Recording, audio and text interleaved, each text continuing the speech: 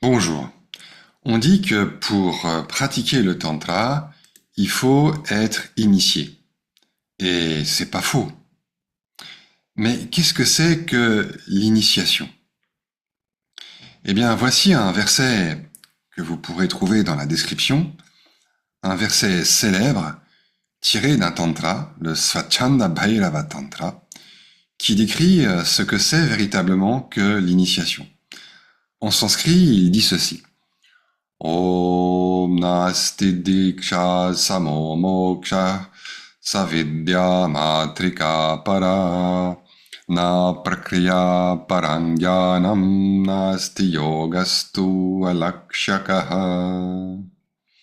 Et une traduction pourrait ressembler à cela. Il n'y a pas de libération pareille à l'initiation, diksha. Il n'y a pas de science supérieure à l'alphabet. Il n'y a pas de pratique supérieure à la connaissance. Il n'y a pas de yoga qui n'atteint pas le but. Nous avons un commentaire par un maître de la tradition qui s'appelle Kshemaraja du XIe siècle, qui nous explique que, en fait, il existe plein de sortes d'initiations, selon nos aspirations. Si nous voulons la santé, si nous voulons la richesse, si nous voulons la célébrité, si nous voulons la beauté, la longévité, ou bien des capacités intellectuelles, ou un certain charisme, un charme, ou bien si nous voulons fuir ce monde, et renaître après la mort dans un paradis, un univers subtil, eh bien, il existe différents types d'initiation pour cela. Des cérémonies, des rituels, avec des mantras qui sont des sortes de formules sacrées qui permettent justement de détruire le karma ou une partie du karma pour renaître ensuite au niveau de réalité, au plan de conscience auquel nous souhaitons. Et tout cela est précisément décrit dans la tradition. Néanmoins, toutes ces réalisations, qui sont réelles, sont incomplètes.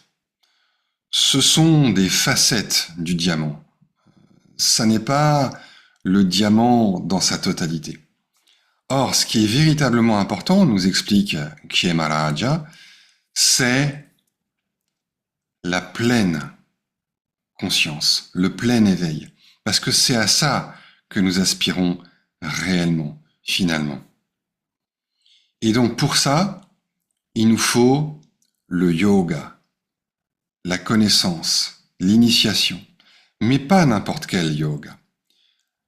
Un yoga qui atteint le but, c'est-à-dire, nous explique Kshemaraja, un yoga qui vise la pleine réalisation de soi, qui vise la totale union de l'âme individuelle avec l'âme divine. Car c'est cela le yoga selon la tradition du tantra, c'est l'union. Le mot yoga signifie en effet union. Et cela se fait par la connaissance intuitive. L'expérience, oui, mais l'expérience intuitive, l'expérience qui voit et non l'expérience aveugle, l'expérience qui fait sens, qui illumine, qui révèle, qui éclaire, et non pas l'expérience brute que l'on subit et qui n'apporte finalement rien ou qui ne révèle qu'une partie du tableau. Voilà la connaissance véritable. C'est la connaissance de la totalité. Alors c'est quoi cette connaissance?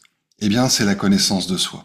Mais ça n'est pas la connaissance d'une partie de soi, du corps, du mental, de la psychologie, du passé, de notre nature personnelle.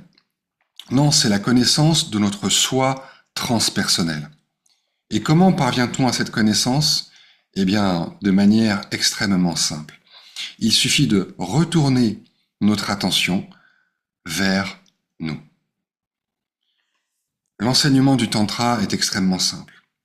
Tant que mon attention est entièrement tournée vers les choses, y compris vers les pensées, les images, les souvenirs, je suis un être profane et je suis un esclave, je suis conditionné.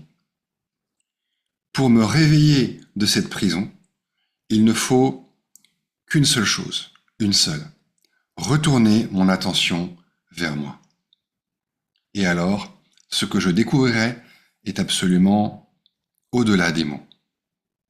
Et c'est cela l'initiation, c'est cela la connaissance, c'est cela le véritable mantra, et c'est cela le véritable yoga. Voilà. Dites-moi ce que vous en pensez dans les commentaires, et je vous souhaite une très bonne journée.